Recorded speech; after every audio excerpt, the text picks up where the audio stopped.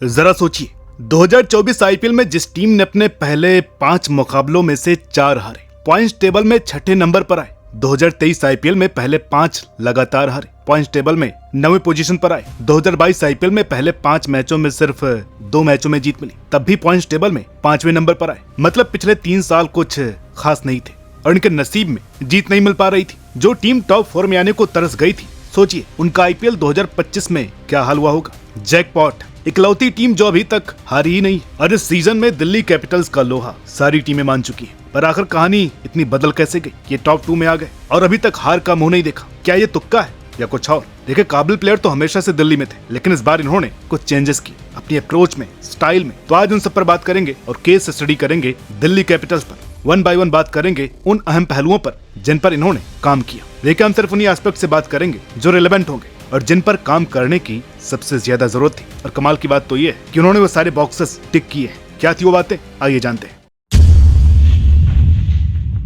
सबसे पहले तो इन्होंने ऋषभ पंत के साथ जबरदस्ती नहीं की। इन्हें जाना था, जाने दिया। जब बात आई क्वालिटी प्लेयर्स खरीदने की, तो बड़े अच्छे प्राइस पर इन्होंने बिड किया। अगर आप इनका स्क्वाड भी देखें तो कोई भी ओवर प्राइस प्लेयर नहीं मिलेगा। केएल राहुल 14 करोड़ में, स्टार्क 11 करोड़ 75 लाख में, फाफ डू प्लेसी तो स्टील बाई थे, इतना बड़ा दिग्गज जो बड़े सस्ते में मिल गया, सिर्फ 2 करोड़। उनसे भी बड़े steel in form Karun Nair, वो मिल गए 95 लाख में। दुष्मंता चमीरा जैसे टैलेंटेड बॉलर को सिर्फ 75 लाख में पाली। इंडियन अनकैप्ड टैलेंट में भी आशुतोष शर्मा को 3 करोड़ 80 लाख में खरीद लिया। विपराज निगम ने 50 लाख में पैसा वसूल कर दिया और 2 करोड़ 20 लाख में मोहित शर्मा और टी नटराजन को 10 करोड़ 75 लाख में लेकर डेथ बॉलिंग सिक्योर कर ली। हालांकि यहाँ पर नटराजन का प्राइस ज्यादा हो गया और अभी तक एक भी मैच नहीं खेला है, पर खिलाड़ी ये भी होनहार है। और अगर बात करें रिटेंशन की, तो बड़ा ही सोच समझ करके रिटेन भी किया। अक्षर पटेल, कुलदीप यादव, ट्रिस्टन स्टब्स, अभिषेक पोरेल, जिन मुकेश कुमार और मैकगर ने पिछले साल डिलीवर किया, उन्हें पिछले साल का रिवार्ड भी दिया आरटीएम करके। हालांकि कुछ टफ कॉल्स लिए, जिन चीजों से इन्हें प्रॉब्लम हो रही थी उनका मोह नहीं किया। इंजरी की दुकान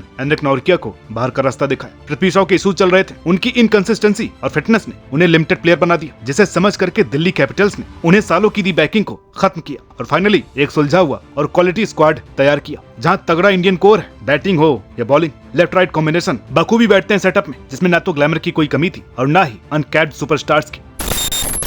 देखिए, अच्छा स्क्वाड तो हर किसी के पास भी हो सकता है, लेकिन कलाकार तो वो है जिसे इससे बेस्ट टीम बनानी आती हो, जो कि दिल्ली कैपिटल्स ने बखूबी करके दिखाया। सबसे पहले तो उन्होंने कप्तान अक्षर पटेल को बनाया, जो कि बिल्कुल डिजर्विंग थे। देखिए, रिजल्ट कुछ भी हो, दिल्ली कहीं भी खत्म करे, लेकिन इस एक डिसीजन ने सबका दिल जीत लिया। इससे केएल राहुल भी फ्री फ्लोइंग खेल पाएंगे और जो प्लेयर इतने साल से टीम से जुड़ा है उसे भी उसका ड्यूज मिलेगा। इसके अलावा इन्होंने ये लालच नहीं किया कि नटराजन पर अगर 10 करोड़ 75 लाख लगाया है तो उन्हें हर मैच में घुसा दे। इनकी जगह नहीं बनी तो नहीं खिलाया। और ऐसा नहीं कि सिर्फ नामों के लिए यंगस्टर्स खरीद ली सीएसके की तरह और खिलाए नहीं, लेकिन डीसी ने बड़ा अच्छा समावेश किया यंगस्टर्स और सीनियर प्लेयर्स का। विपराज निगम और आशुतोष शर्मा को पहले मैच से ही खिलाया। समीर रिजवी को भी मौके दिए, लेकिन शायद अभी तक परफॉर्म करने के मूड में नहीं है। जिसको जितनी बैकिंग देनी थी उतनी दी गई। टीम में ज्यादा छेड़छाड़ नहीं की गई, प्रॉपर बैलेंस बना करके चले, किसी प्लेयर से ज्यादा चिपके नहीं। हाँ, इस वक्त इनका एक खिलाड़ी जो कि काफी टैलेंटेड है, फॉर्म में भी है, उसे इन्होंने बाहर करके रखा है। नाम है करुण नायर। तो उम्मीद करते हैं कि इन्हें भी मौका मिलेगा। अगर समीर रिजवी को मौका मिल सकता है तो इन्हें क्यों नहीं? और करुण नायर को मौका कब मिलेगा ये तो वक्त ही बताएगा।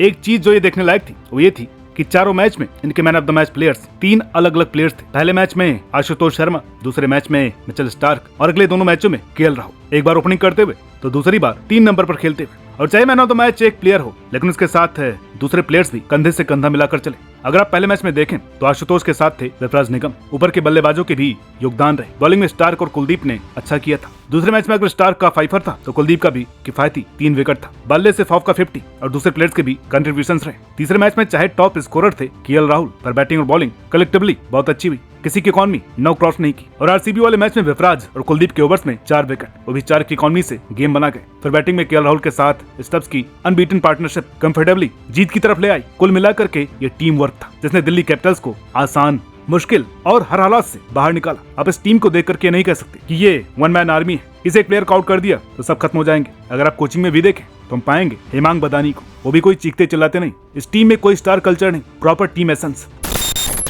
दोस्तों, दिल्ली कैपिटल्स का पहला मैच 2025 आईपीएल का बॉक्स ऑफिस ब्लॉकबस्टर साबित हुआ था। LSG versus DC. आपको याद ही होगा 210 का टारगेट, जिसके जवाब में ये 7 रन पर 3 विकेट, फिर 50 पर 4, फिर 113 पर 6। अब नीचे कोई बल्लेबाज बचा ही नहीं था और 45 बॉल में 97 रन बचे थे। कोई और टीम होती तो हथियार डाल देती, लेकिन ये जिद थी इनकी। जो हार मानने को तैयार नहीं थे। आशुतोष शर्मा और विपराज निगम की जोड़ी ने फाइट बैक किया, खूब हिटिंग की और जीत की वो भूख, इनकी दिलेरी इन्हें आखिर तक ले गई और आखिर ओवर में स्टंपिंग भी बची, क्योंकि कहते हैं ना कि तकदीर भी बहादुरों के हक में होती। एक विकेट से बेहद रोमांचक जीत। वो सारे जो पिछले मैच में 286 रन बना करके आ रही थी, उसके आगे ये घबराए नहीं। उन्हें 20 ओवर भी नहीं खेलने दिया, ऑल आउट कर दिया। जिस आरसीबी ने सिर्फ 3 ओवर में 53 रन ठोक दिए थे, जो टीम मैच की पहली 22 बॉल्स में 61 रन बना दिए। अब उसका तो 230 से 240 का प्लेटफॉर्म आराम से सेट होता है। बॉलिंग टीम के हौसले ध्वस्त हो जाते हैं, क्योंकि इसके बाद मार पड़ती चली जाती। लेकिन ये दिल्ली कैपिटल्स थी, ये तभी पैनिक नहीं हुई, अपने प्लान से नहीं भटके, मकसद नहीं भूले। ऐसी पिटाई के बावजूद महज 163 पर रोक दिया और खुद 17.5 ओवर में कंफर्टेबली टारगेट को चेज कर लिया। जो भी तब सिर्फ 10 रन पर 2 विकेट थे, 58 पर 4 थे, वहां से कोई आउट ही नहीं हुआ। तो ये होती है चैंपियन मेंटालिटी,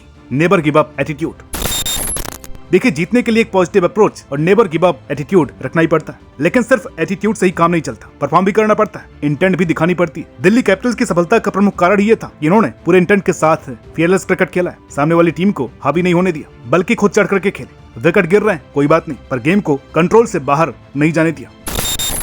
दोस्तों, वो कहते हैं ना कि जो गरजते हैं वो बरसते नहीं, और जो बरस जाएं उन्हें गरजने की जरूरत नहीं पड़ती। ऐसा ही कुछ है दिल्ली कैपिटल्स के केस में। सच कहूं तो जो सबसे बड़ा रीजन है इनकी सफलता का, वो ये इस टीम में सारे साइलेंट किलर भरे पड़े हैं, एक से बढ़कर के एक धुरंधर। लेकिन कोई भी अपनी जुबान से वार नहीं करता, बोलती बंद करते हैं अपने टैलेंट से, अपनी गेम के दम पर। ऐसी टैक्टिकल बाइंग हुई है, शानदार, लाजवाब। आप उठा करके देख लीजिए, KL Rahul, Axar Patel, Tristan Stubbs, Mitchell Starc, Faf du Plessis, Jake Fraser McGurk, Mukesh Kumar, ना तो किसी से बदतमीजी की, ना स्लेजिंग में पड़े, ना ही किसी कंट्रोवर्सी में, ना ही उल्टी सीधी सेलिब्रेशन की। खेलते भी अदब से, इधर उधर की चीजों पर ध्यान नहीं देते। अब ऐसे प्लेयर्स को सिर्फ अपनी जीत ही नजर आती है, जीत के अलावा और कुछ नहीं दिखता। और यही कारण है कि ये टीम एक मुट्ठी बन करके कमाल दिखा रही है। तो दोस्तों, ये थी केस स्टडी दिल्ली कैपिटल्स की। ये थे कुछ बदलाव उनकी अप्रोच में, टीम कंपोजिशन में और प्लेइंग 11 कॉम्बिनेशन में, जिसने उन्हें बॉटम से टेबल टॉप पर ला करके खड़ा कर दिया है। ऑब्वियस सी बात है, ये सब एक रात में नहीं होता है। इसके पीछे प्लेयर्स की, खिलाड़ियों की कड़ी मेहनत और सेंसिबल एग्जीक्यूशन है, जिसने कमाल करके दिखाया। और दिल्ली कैपिटल्स को हराने का अभी भी टीमें मौका ढूंढ रही हैं, क्योंकि ये किसी के हाथ नहीं आ रहे, बिल्कुल अनस्टॉपेबल। तो आपको क्या लगता है इस बारे पॉइंट टेबल में कहां पर खत्म करेंगे? बाकी कुछ ऐसी भी टीमें हैं जो काफी अच्छा कर रही हैं, और कुछ ऐसी टीमें भी हैं जो बड़े नाम होने के बावजूद बुरा कर रही हैं। अगली वीडियो आप किस टीम पर चाहते हैं, कमेंट करके बताइएगा। ये वीडियो अच्छी लगी हो तो प्लीज इसे लाइक कीजिएगा, शेयर कीजिएगा। चैनल पर नए हैं तो प्लीज इसे सब्सक्राइब करना मत भूलिएगा। मिलते हैं आपसे अगली वीडियो में, तब तक के लिए नमस्कार।